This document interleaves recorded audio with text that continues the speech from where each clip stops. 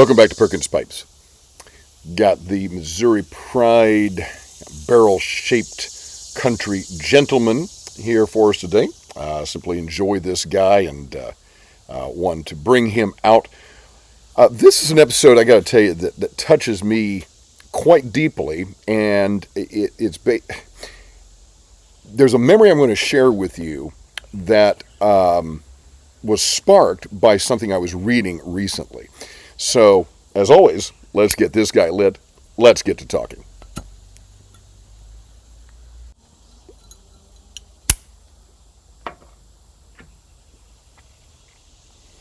In the summer of 2025, the faculty at the school where I teach was reading The Anxious Generation by Jonathan Haidt.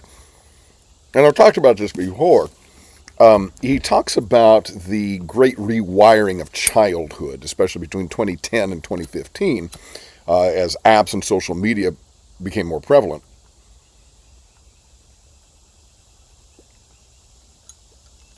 And he details the mental challenges that has produced, really mental harm, emotional harm,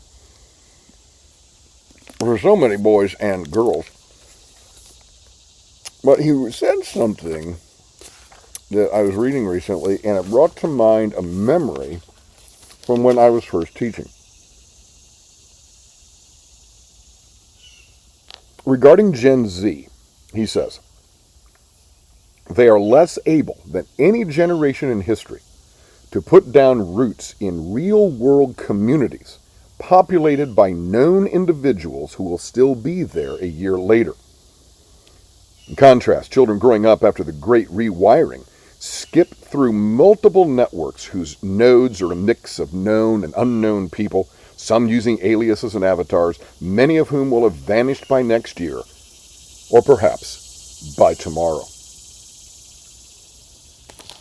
Now, that in and of itself is frightening and disturbing enough.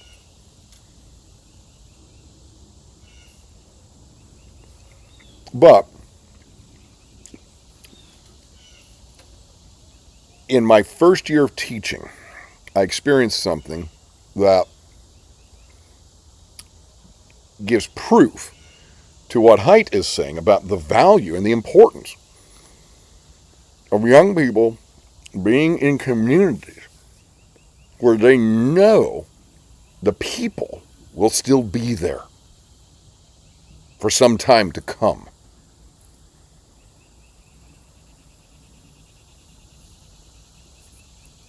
My wife and I were teaching, first teaching position out of undergraduate school, and we were teaching in inner city Kansas City, Missouri, middle school.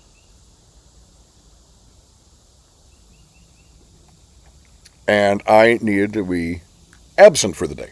First time to be absent. Had to call in a substitute teacher. I didn't know anything. I'm a new teacher. But I made my sub plans, and I cleared everything from my desk. And I did this in part so, the sub teacher would have open space to work, wouldn't have my clutter around. When I returned the next day, my students told me they thought I had quit. When they came in and saw that my desk was cleared of everything, they thought I had quit. And they had reason to think that because it had happened numerous times to them before. As I said, it was inner city.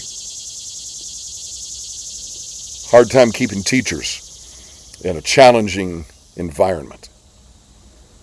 And these 8th graders, I had 8th graders, which in the United States, that's what, about 14 years old, 13, 14 years old. They thought one more adult had quit on them and wouldn't be back.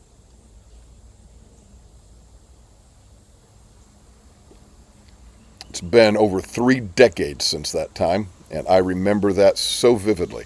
And I've told that story many, many times. It touched me then and it touches me now. Because I realized in that moment, and I've carried this with me ever since, how important it is for young people to have stability in their lives. Now, many times they don't. Whether it's home life that's unstable, school life, shifting landscape of friends and sports teams, just the shifting landscape of being a young person can change from day to day. They need those anchors in their lives. Specifically, they need people. They need people in their lives that they know are going to be there tomorrow. And in schools where I've been for years, I can't tell you the number of times when students come back to visit and they want to pop by my room. And they're glad to see me and other teachers that they've had. Even as young adults, they need that sense of community. And this so-and-so who taught me algebra, is she still teaching here? Yeah, she's still in room such and such. Mr. Perkins, is he still here? Yes, he's still teaching Latin over in, room 723.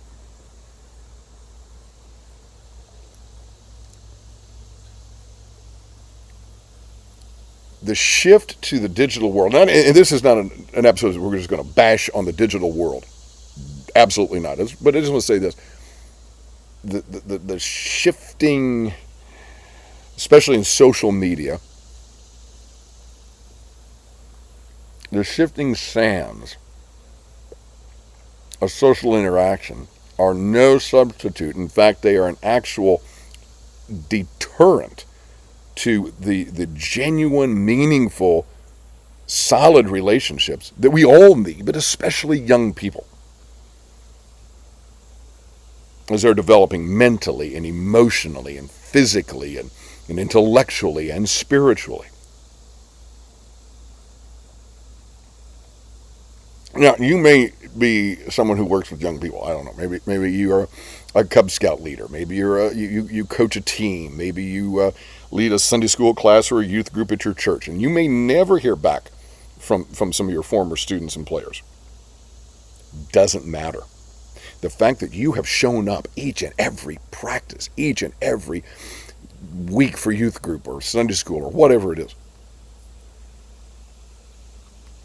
that means something. It builds a structure. It builds a and sometimes we go over the top talking about safety. And I talked about this in the other video too. We can go too far, and what height refers to as safetyism. But there is a proper safe structure for people. And it's built out of the sameness. I know those people are going to be there. And they'll be there for me. One of the things Haidt talks about is the young of any species, human or otherwise. When we're little, or bear cub is little, the need to go away from mama, go away from daddy, run around a little bit, get scared, get hurt, run back. There has to be that place to run back to. How important that is. I'm so glad to see him say that here in this book in 2025, because it reminded me of that experience really 35 years ago. If you are around young people, be a constant presence, a steady presence. That doesn't mean if you're grandma or grandpa, aunt or uncle, you have to text or email every day. Of course not. But when they know every 4th of July we get together with Uncle so-and-so and Aunt so-and-so. Every Christmas we go to Grandma's house. Every Thanksgiving we go to Grandpa's house. That sort of regularity is important. And if you are even more involved with young people, whether it's as a teacher, a coach, leader of any kind, I encourage you, before you think about quitting, if it gets tough, before you think about quitting, just consider that young people do need that sense of stability. Folks, this is a special episode for me, and I hope you've enjoyed it as well. As Malcolm Guite likes to say, I do these little things in order at last to do nothing. Or as I like to say in Latin, Parva, agam, tandem, nihil, agam. Have a wonderful day.